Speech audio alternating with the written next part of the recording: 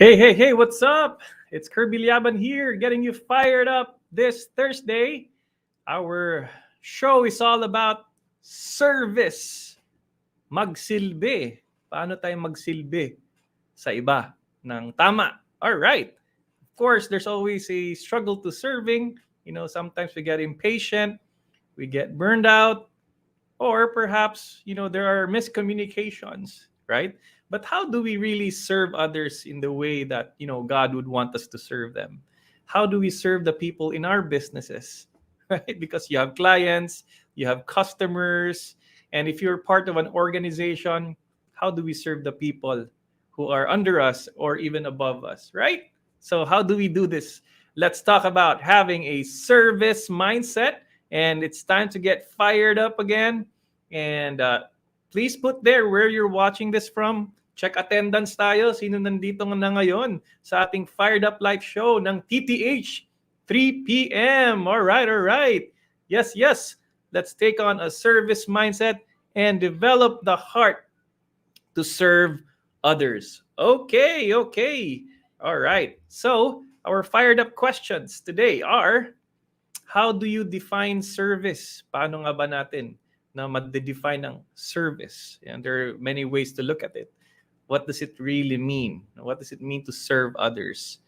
How do we serve in the way that is proper or tama, di ba? What do you think is excellent service?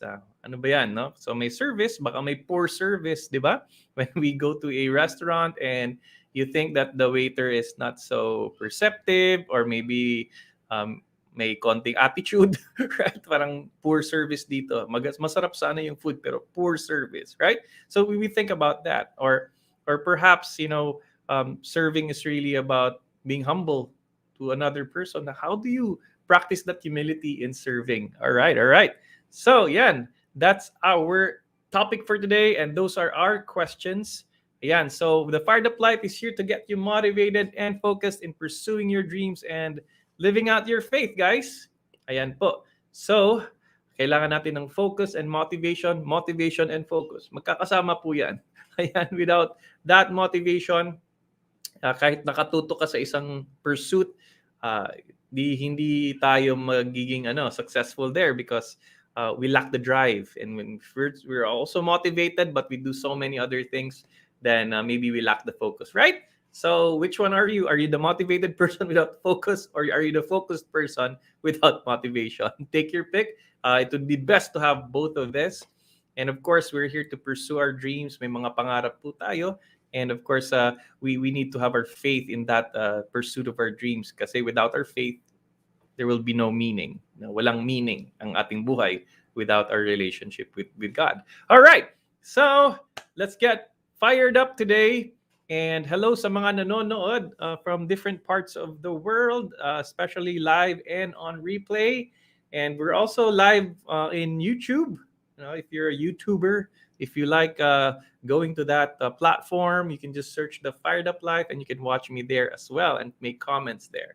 Okay, so the Fired Up Life is about motivating each other sa ating trabaho. No? I picked that niche, yung talking about work, because I myself, I am an entrepreneur, I am an online marketer, I am a content creator. Yan po yung aking line of work. And of course, I serve also in the Couples for Christ community. And so, at the heart of that, there is work. May trabaho, may kailangan gawin. There's an activity, right? So how do we motivate ourselves to keep at it, to keep serving with passion? So TTH po tayo, 3 p.m. every time. And we're still in our Passion 8 series. And our Passion 8 series is this: 8 essential skills and behaviors, or behaviors and skills for motivation, transformation, and growth. So itong 8 to, piling-pili po ito. No? And these are the 8 things that you need at the most basic level so that we can experience a continuous growth in our lives. Ayan po. So this show is powered by our Fired Up patrons. If you're a patron, thank you so much. Salamat po sa inyo. And yes, you can be one of our patrons. Just go to patreon.com/fireduplife. What's up? Yes, our Passion 8 series is here. No, nasa pang-8 na po tayo. And the last module is about at making an impact in your organization. And last Tuesday we talked about communication, and this time it's really about serving our customers or customer service. Or I want to simplify it, service, no, ang pagsisilbi sa ibang tao. How do we do that? How do we have service? So if we complete this passionate series, and of course if you missed the other parts, you just like review the other show, no? So here we go. No, you can already download our topic for this week at kirbilyaban.com/service. Ayan yung pagsisilbi. And you will get my PowerPoint if you want a copy to share with others, to discuss with others. And of course, if you yourself want to echo it to your small group or big group, ayan, you can download it today, right now. Let's go. And go to kirbilyaban.com/service. All right. And yes, simulan na po natin ang ating topic, service mindset, developing the heart to serve others. Siyempre, yung mind and heart.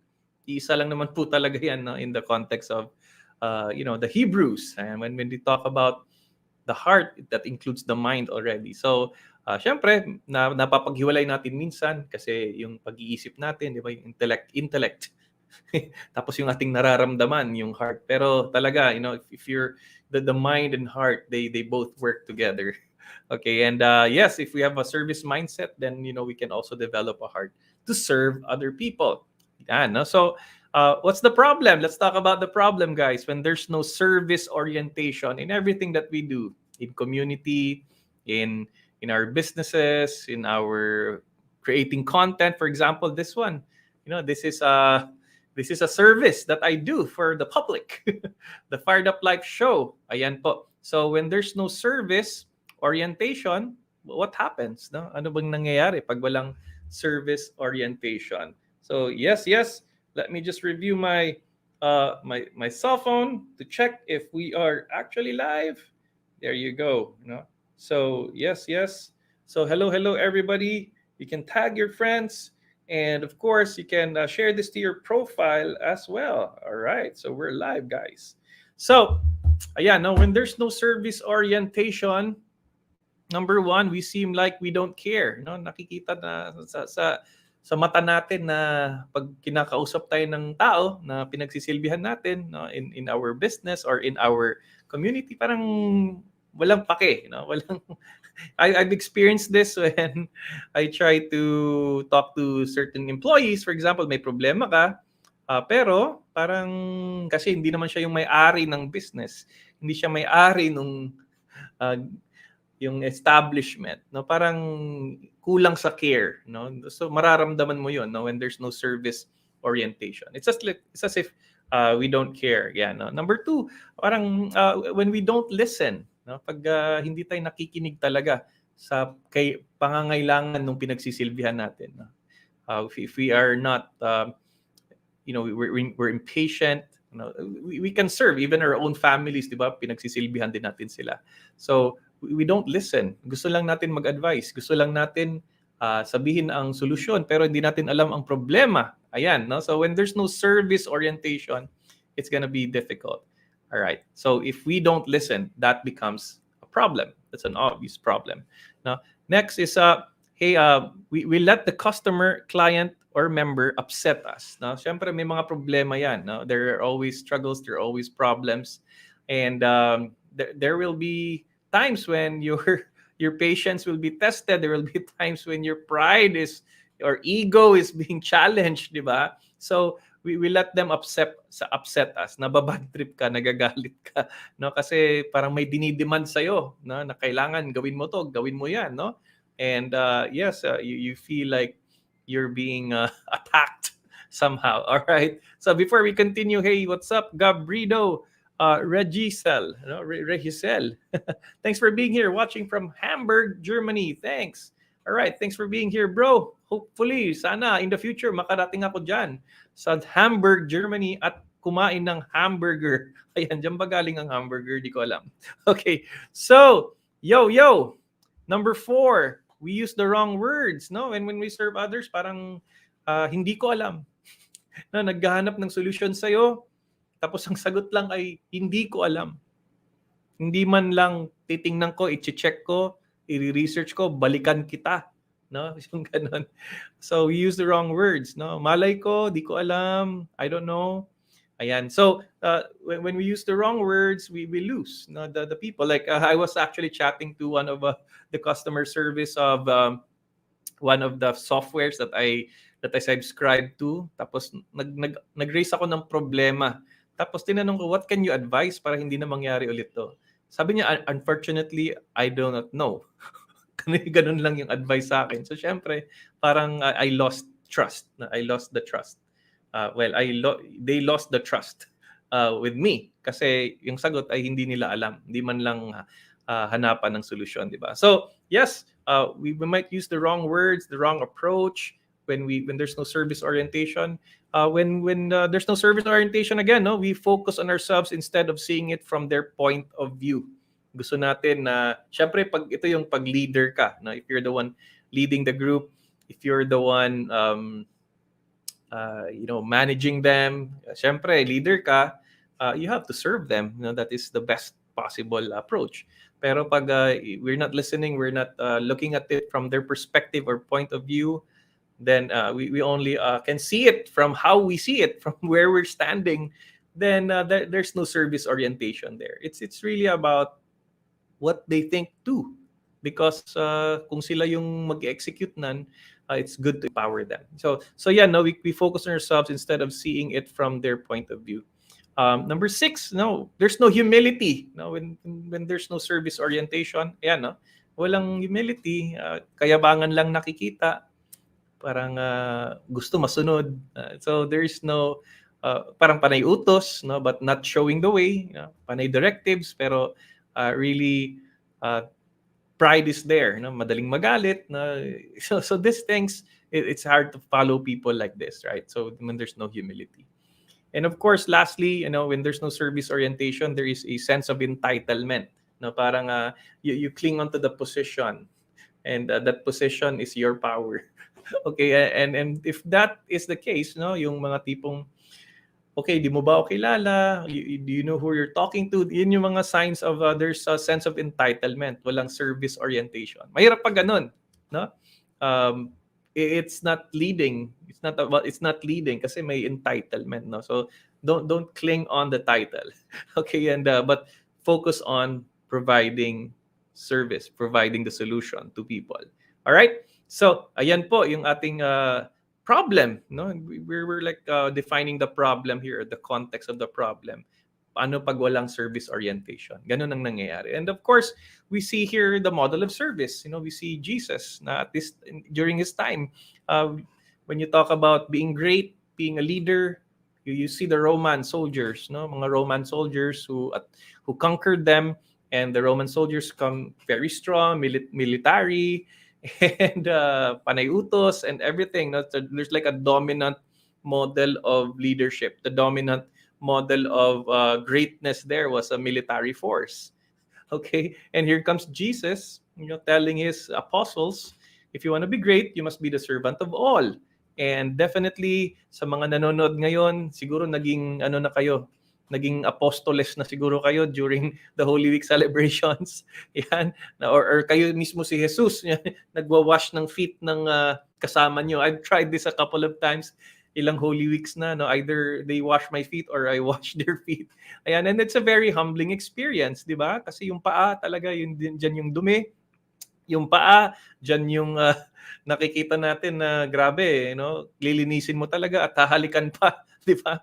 So it's very humiliating, especially in the context of the time of Christ, because truly servants wash the feet of the guests. No, yun yung trabaho ng servant, and that is a very lowly duty. And Christ shockingly tells everybody, hey, ito, gawin natin to. Ito yung magiging model of servanthood sa atin. This will be our model of leadership. This is how we're gonna build the Christian faith, by service. Boom! It changed the perspective of the world in how we should be leading others, and Christ really showed it to them, and it worked. No, and that is still no, wala na. Rome fell, and Christianity is still there. And that is the really the measure of success for the faith is how humble are we? How are we serving others in the way that Christ has served, right? So, some people will think, pwede lang yan pag nasa simbahan, pwede lang yan pag nasa community. No, it can be applied everywhere. If you even if you're running for public office, are you serving the people in this manner? If you're running, well, if you have a position in your business, no, how are you making your members feel, or subordinates or employees feel, that you are serving them, that you're adding value to their lives, di ba? And yeah, kasi syempre, when you're also dealing with a provider, sabi na natin, you have an agent, you have someone who's providing service to you. Gusto mo yung talagang madaling kausap, hindi obnoxious, na hindi irritating. Ayan, 'di ba? You feel at ease when there's a service orientation. And Christ really shows that. Christ really exemplifies that. And up to now, this picture, this model of servanthood, ayan, it can be applied everywhere and anywhere, hindi lang sa simbahan, right? So yes, we have this picture in mind. We've gone through this, we've experienced this, and we want to apply it now. That would be our basis now for how to develop the heart to serve others. Ayan. So just type there in the comments, fired up to serve. Ayan po. Pakilagay lang po dyan sa ating comments, sa ating banner. Now, if you're ready to learn, no, just put there, fired up to serve. All right. So hello sa mga nanonood. Also on replay. No, we acknowledge you. Ayan. So thanks, Fritzy, for tagging your friends. Awesome. All right. Thanks for being here, guys. Cool. So, kung meron ng handa dyan, no, to learn how to develop the heart to serve others, kindly type there in our comment section, fired up to serve. Sino na dyan ang fired up to serve? All right. So service is applicable anywhere. Family, work, business. Ayan. So, kailangan, when we serve, minsan napipilitan tayo, no? Pag ganyan, no? Hindi yan ng best possible way to approach it. Okay. So, yes, and we're fired up. We have to be fired up to serve, no? Hindi lang na we're just doing it out of duty. No? Pwede naman, no? You're responsible. You're doing it with a sense of duty, but we can be better, So let's discover now how we can be fired up to serve. And thank you for all those who are commenting there that they're fired up to serve as well. So let's go. Simulan na po natin ang ating 5 ways. No, 5 ways, limang pamamaraan how to develop the heart to serve others. All right. So, ayan, si Fritzy is fired up to serve. Hey, thanks, Fritzy, for being here. Yo. Yeah, CCRAYC Pantukan, fired up to serve. Thanks for being here, guys. Ayan, so great. So let's go. Let's have our first one. In order to develop a heart to serve others, we have to clarify our purpose for serving. Bakit nga ba tayo nagsisilbi? Yun yung muna. Kasi pag hindi maliwanag ang reason for serving, or maybe you've lost your reason for serving, then you will get irritated, angry, and full of pride. Diyan nagsisimula. No, yung purpose, bakit ka nga ba dyan? No? So if you're doing public service, if you're in the government, for example, no? at least at the barangay level, di ba? Bakit ka nga ba nandyan? Why are you a public servant? Dahil ba sa pay? No? Is it just about the pay that you're getting from your office? Or is it really helping the country to become better? Diba? What is your sense of mission?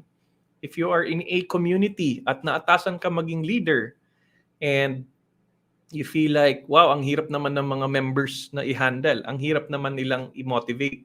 And you remind yourself, why am I here again? Why am I serving as one of its leaders? Okay? So you go back to your reason. You go back to your why.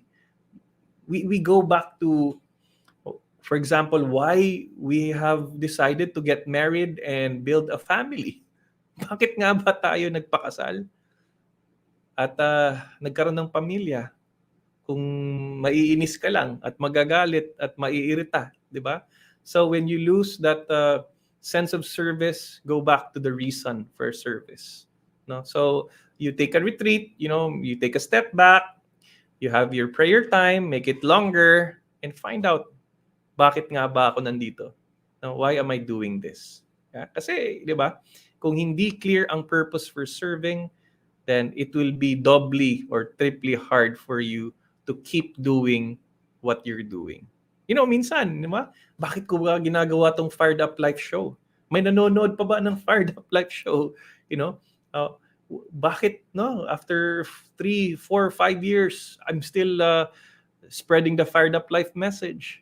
No? Bakit pa rin ako nagpo-post araw-araw? Bakit ako nasa Instagram? No? Bakit ako nasa Facebook? Why am I in YouTube? Why am I doing what I'm doing? And when I lose my sense of purpose, napapagod ako. No? And when that time comes, I take a break. Nagbe-break muna ako for 1 week. Ayan, no? So minsan napapansin ng mga ka-fired up natin, sabihin ko, okay, I'm on a 1 week sabbatical, no? 1 week leave. Kasi pag dumating sa point na ganun, I have to refocus. I have to clarify. I have to bring back my why. And maybe, there is a new why. Baka may bagong reason. Baka nag-evolve yung aking motivations. Baka nagkaroon ng evolution. No? Nagkaroon ng progression of purpose. Ayan, that can happen also. So maybe if you're losing the heart to serve your clients, customers, or members, whatever situation, or your family members, ayan, baka nag-evolve yung why mo. Baka you need to redefine your purpose. You need to craft a new purpose. Or perhaps it's as simple as revisiting. No? Yung term na revisiting your purpose. Now, that happens in organizations.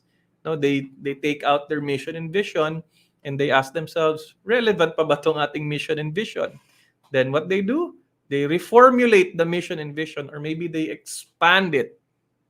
Okay? And when they expand it, it becomes more clarified. And when that is set, you move forward to, do more. Because naalala mo ngayon, bakit ka nandyan? Bakit mo ginagawa ang ginagawa mo? Bakit ka nagkakandahirap sa pag-evangelize? Bakit ka nagpapakahirap sa pagtatrabaho sa ibang bansa? No? Bakit why do you endure the loneliness in the work that you do? Of course, it's for your family, but kailangan mapaalala natin sa ating sarili yung purpose natin. So clarify your purpose for serving. All right? Or if you don't do this, ayan, you will lose yourself. You will lose your way. Okay. So that's number 1, guys. Clarify your purpose.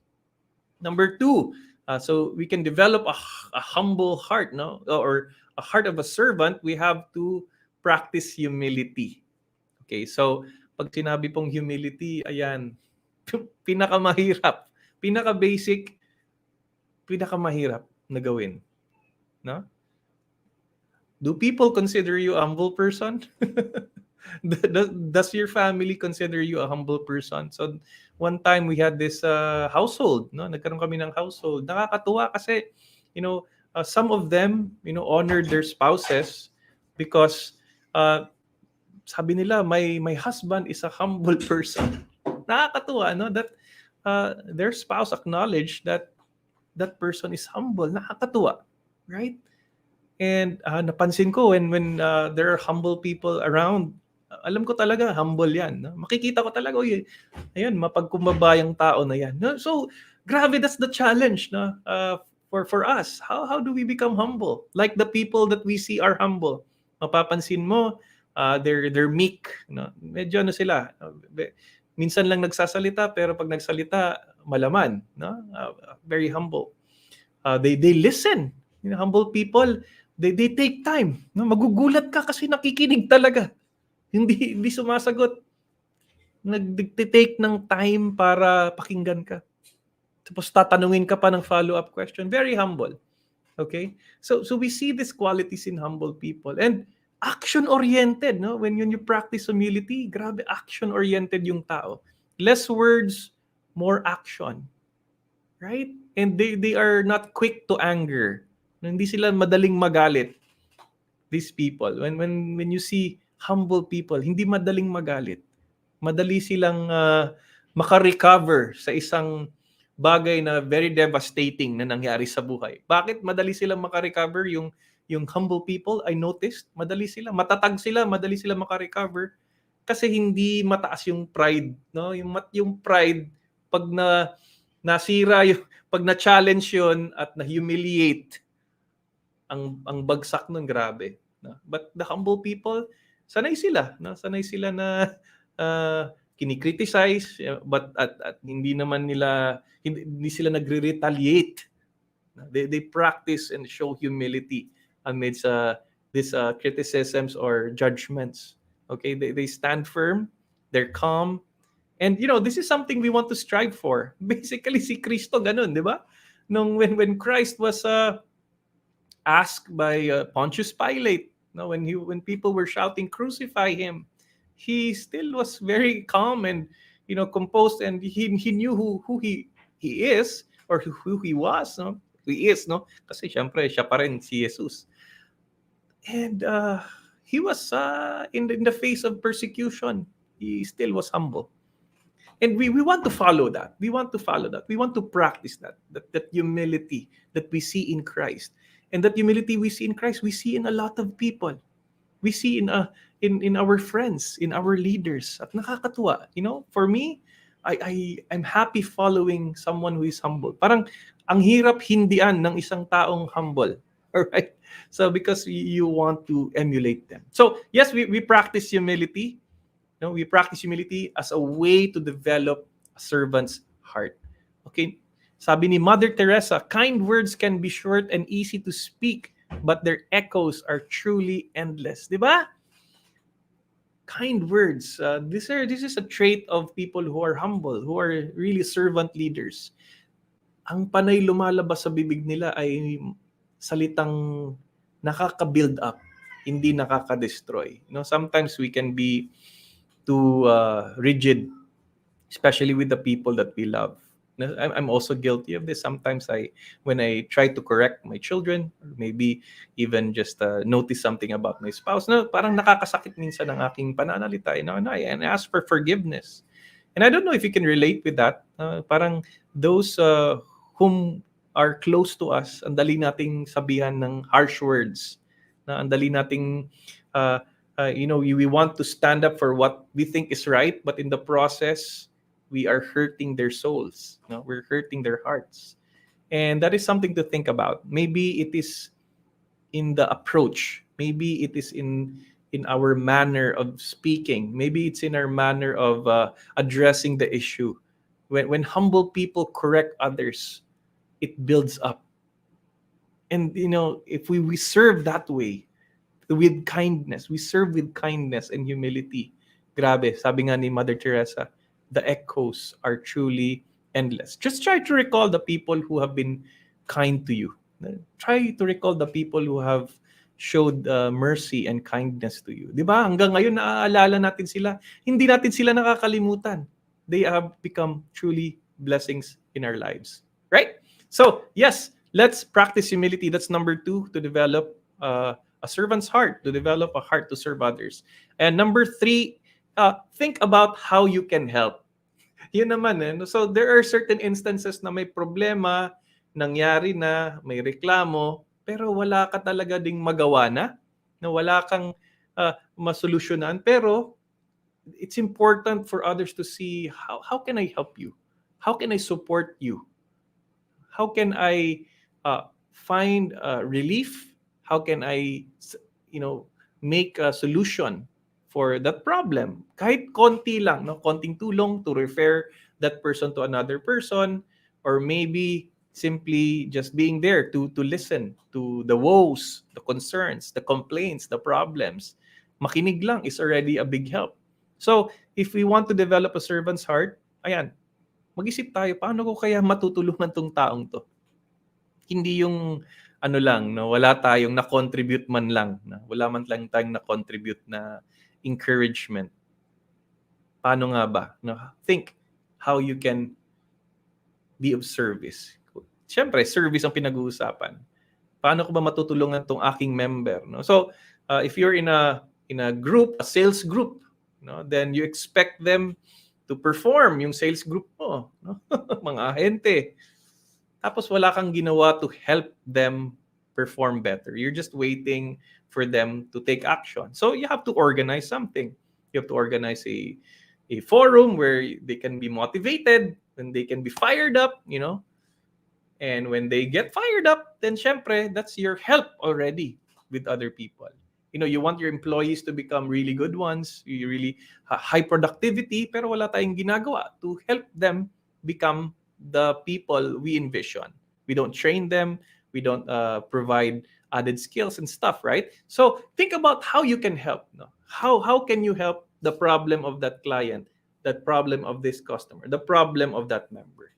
So yung helping, no? Kaya yung aking tagline dito, di ba? Helping you get motivated and focused in pursuing your dreams and living out your faith. No? So yun yung help statement. No? If you're a content creator or you have something, you have a page, you have to show there how will the people visiting your website be helped.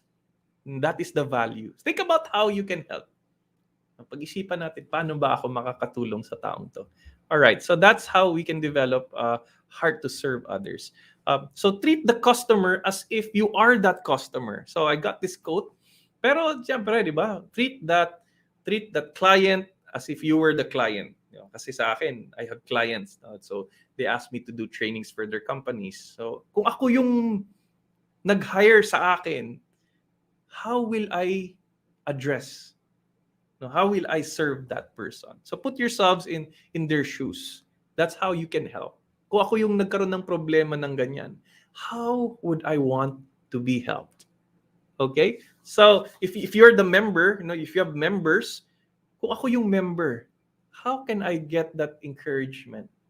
Ayan, no? So treat them as if you were the one receiving it. Okay, so number 4, guys, to develop the heart of a servant, para makapagsilbi sa inyong mga clients, customers, or members if you're in an organization. Go the extra mile. Ayan, go the extra mile.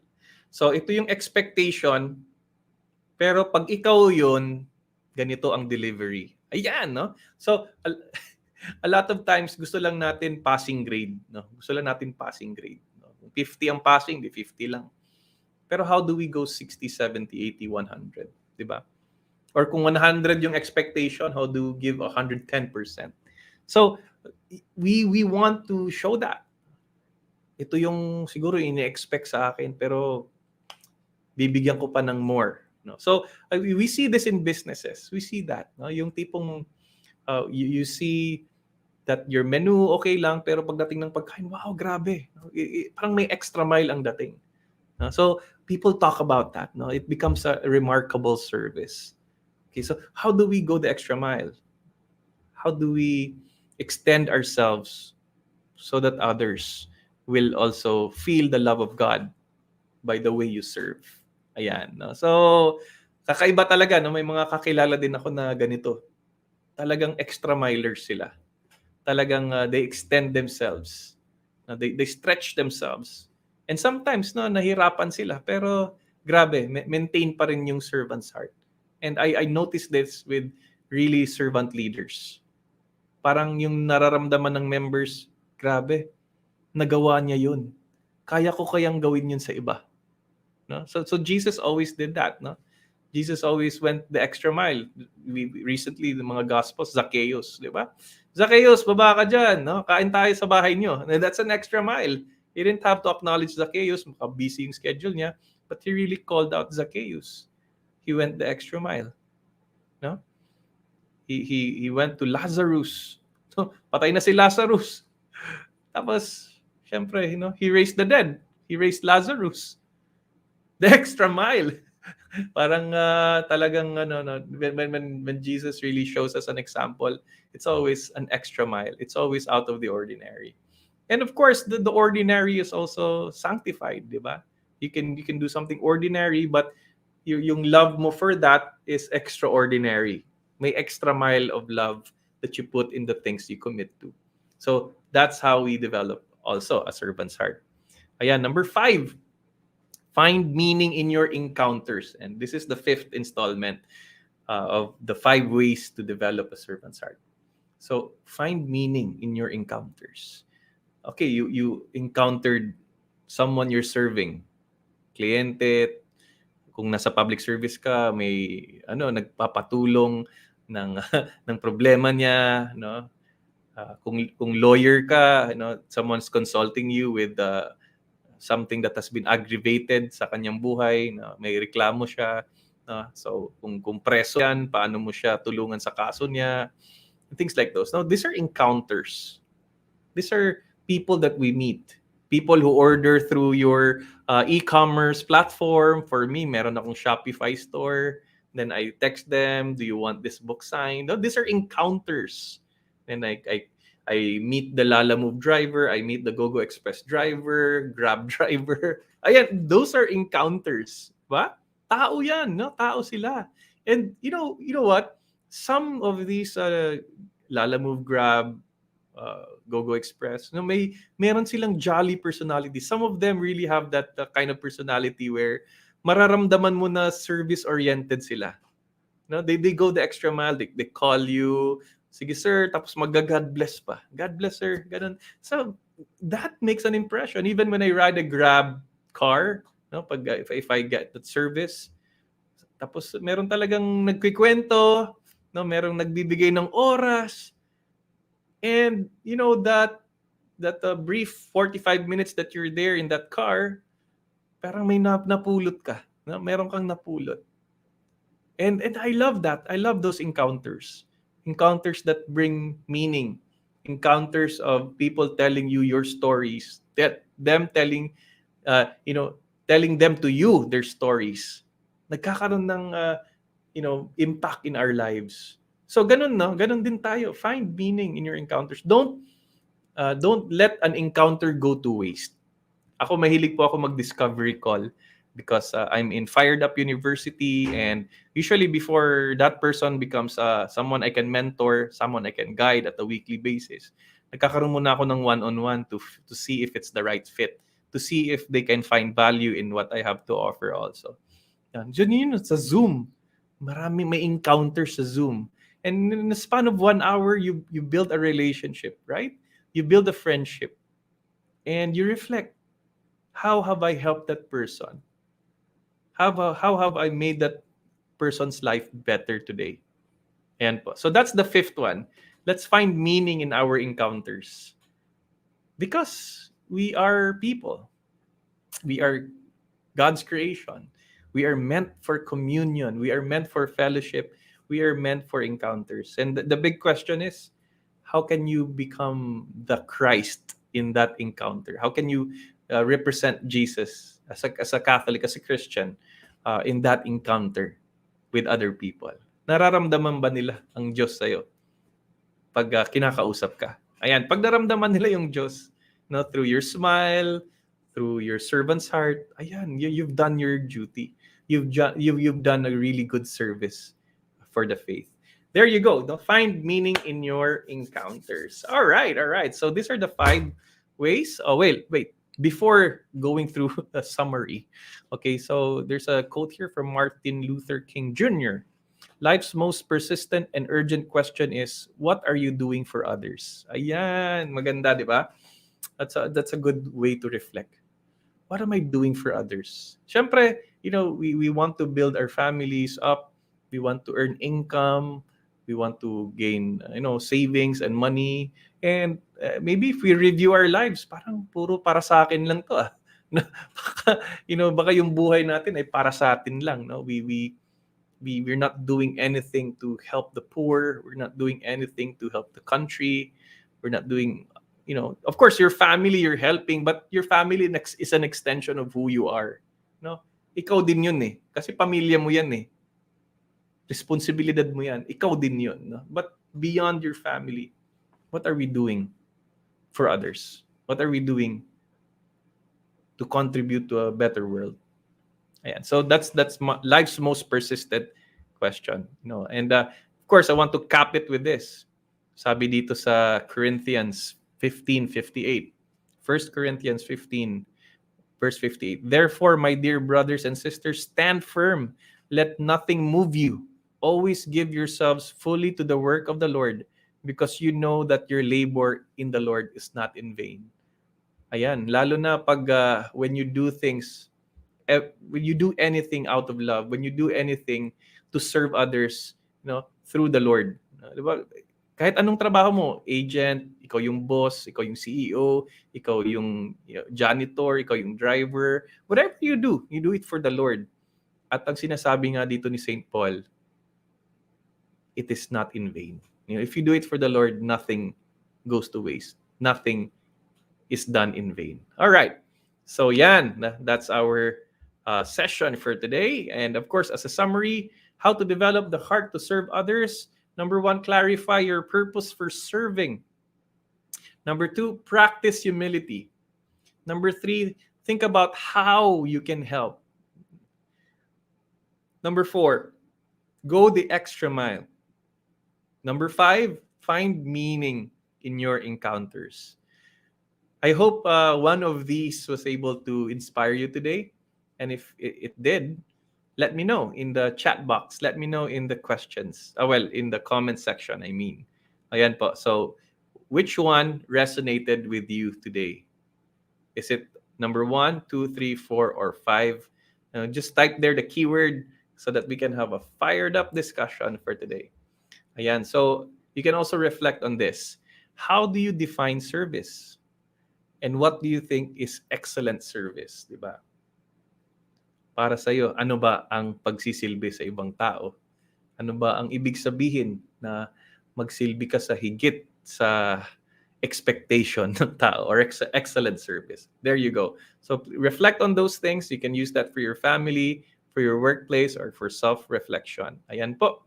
And yes, don't forget, go to kirbylaban.com if you like the session today. Just download it. If you want to keep it for yourself, reflection, and apply it para beyond this session, you have something tangible. Just go to kirbylaban.com/service and you'll be led to a sign-up page where I can email you personally yung ating topic for today. Ayan. So you can also support the Fired Up Life Show in these ways. Be a Fired Up patron. You can go to patreon.com/fireduplife. You can also send stars, guys, if you want. And you can, number 3, be a supporter through Facebook. Meron tayong support button there. Be a supporter button. You might be seeing it if you're watching this from my what you call this? Facebook page. There you go. And you can, of course, send support through GCash as well. Ayan. So these are things that can help in the upkeep of the show, especially with our monthly payments that we're doing for StreamYard and other platforms. And of course, the effort and the time we give for creating content for you guys for free. Ayan. So, hey, if you want to be patron again, go to patreon.com/fireduplife. Thank you so much, Fired Up patrons. Thank you for being heroes for the show and for keeping the fire burning. You're blessing a lot of people. Thank you so much, guys. There you go. So, hey, be a patron. Go to that link that I put there in the description and support the show. You can also send stars. Again, nabanggit ko na ito lahat. And of course, ito, ebook version na lang po na itatira. So go to firedupcourses.com/365 fired up days if you want to get more motivation. Ayan po, you can read more of my thoughts, more of my blogs, compiled 3 years of doing content creation, compiled all here in this book, 365 Fired Up Days. No? So get the ebook version so you can read it from your cell phone. All right. Ayan po. So that is our show for today. Thank you so much for your participation, for your time. And hey, that ends and concludes the Passion 8 series. All right. So please pray for me. I might take a season break now after this, next week. I'll be praying about a new series. I usually take a break, and I don't know, man. Like I'm thinking about a new time slot, Kasi when the pandemic was starting, everybody was working from home. Ayan. So ngayon parang bumabalik na sa normal. Bumabalik na lumalabas na ulit yung mga tao, of course, with the protocols that are happening. So I might be adjusting my time slot, right? I might be adjusting that. So abangan na lang po. Hey Johemi, kumusta na? Watching from Manila. Thank you so much for being here. All right, that's it. Thank you. God bless and keep being fired up.